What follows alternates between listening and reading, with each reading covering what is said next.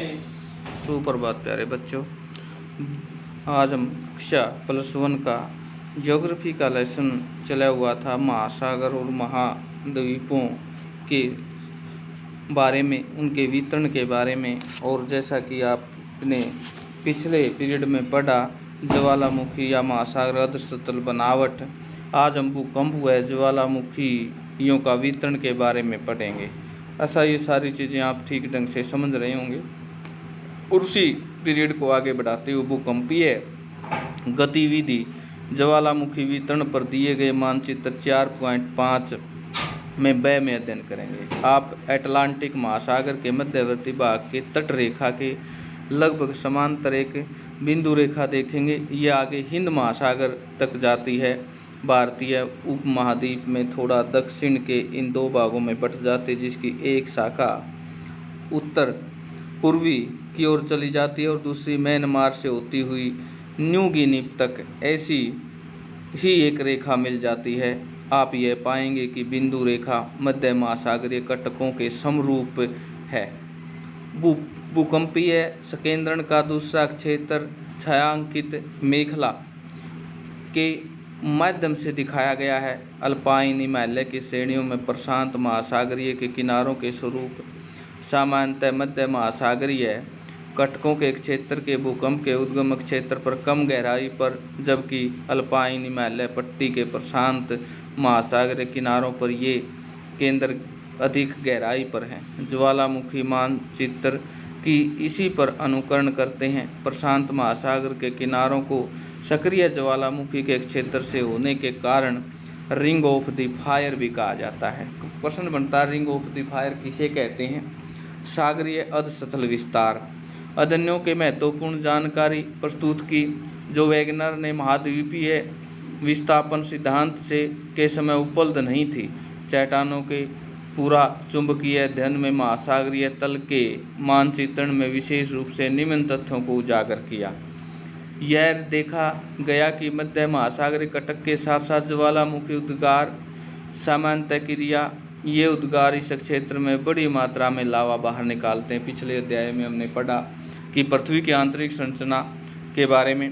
महासागरीय कटक के मध्य भाग के दोनों तरफ समान दूरी पाई जाने वाली चट्टानों के निर्माण का समय, संरचना, संगठन, चुंबकीय गुणों में समानता पाई जाती है।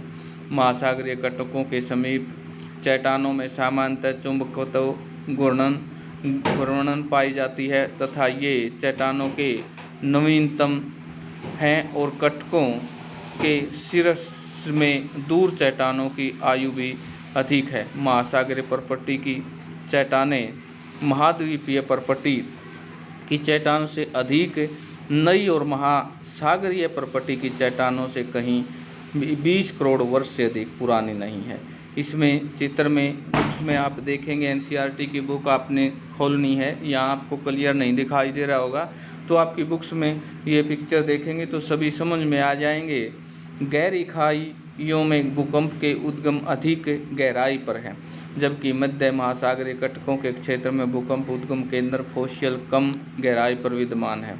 इन तथ्यों के मध्य महासागरीय कटकों के दोनों तरफ की चट्टानों के चुंबकीय गुणों के विश्लेषण के आधार पर हेस में सन 1961 में एक परिकल्पना प्रस्तुत की, जिसे सागरीय अर्धसतल विस्तार के नाम से जाना जाता है।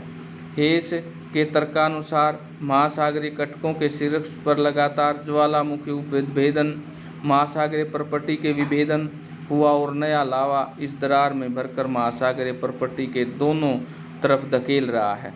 इस प्रकार महासागरीय अर्धसतल का विस्तार हो रहा है और महासागरीय परपट्टी के अपेक्षाकृत नवीनतम होता है, और इसके साथ ही एक महासागर के विस्तार से दूसरे महासागर में के न सिकुड़ने पर हेस महासागरीय परपट्टी के अक्षेपण की बात कही गई है। हेस के अनुसार यदि ज्वालामुखी परपट्टी की नई परपट्टी का निर्माण होता है तो दूसरी तरफ महासागरीय गर्तों में इसका विनाश भी होता है, और चित्र 4.3 में सागरीय तल विस्तार से मूलभूत संकल्पना को दिखाया गया है। तो प्यारे बच्चों, आज के लिए जो सागरीय अर्धसतल विस्तार है उसके बारे में दिखाया गया है। इन महत्वपूर्ण पॉइंटों के बारे में या उसके निर्माण में कितने साल लगे, चमन 16 लाख साल वर्षों में महाद्वीप की गति कैसी थी। अफ्रीका, दक्षिण अमेरिका, अंटार्कटिका, ऑस्ट्रेलिया, भारत, चीन, उत्तरी अमेरिका, यूरोप एवं साइबेरिया एलपतानी भूवैज्ञानिकों के कालों में महाद्वीपों की स्थिति का वर्णन किया गया है। आज के लिए हमारा इतना ही। और आज जो होमवर्क बनेगा वो इस प्रकार से है कि आप इन चीज़ों पर विस्तारपूर्वक लिखेंगे अपने टॉपिक में कि किस प्रकार से सागरीय अधस्थल है, और इससे आगे हम प्लेट वितरणिकी पर विचार करेंगे, विवर्तनिकी पर विचार करेंगे। तो आशा ये चीज़ें समझ में आ गई होंगी आपको। सागरीय अधस्थल का विस्तार कैसे हुआ, कितने वर्ष लगे और इसमें क्या क्या दिखाई देते हैं, इन बिंदुओं पर आज हमने चर्चा की। इससे पहले भूकंप और ज्वालामुखी पर चर्चा की। आशा ये सारी चीज़ें आप समझ रहे होंगे और अपनी नोटबुक में लिख रहे होंगे। आज के लिए सागरीय अधस्थल का विस्तार और भूवैज्ञानिक कालों में महाद्वीपों की स्थिति पर सुंदर नोट्स लिखेंगे। धन्यवाद।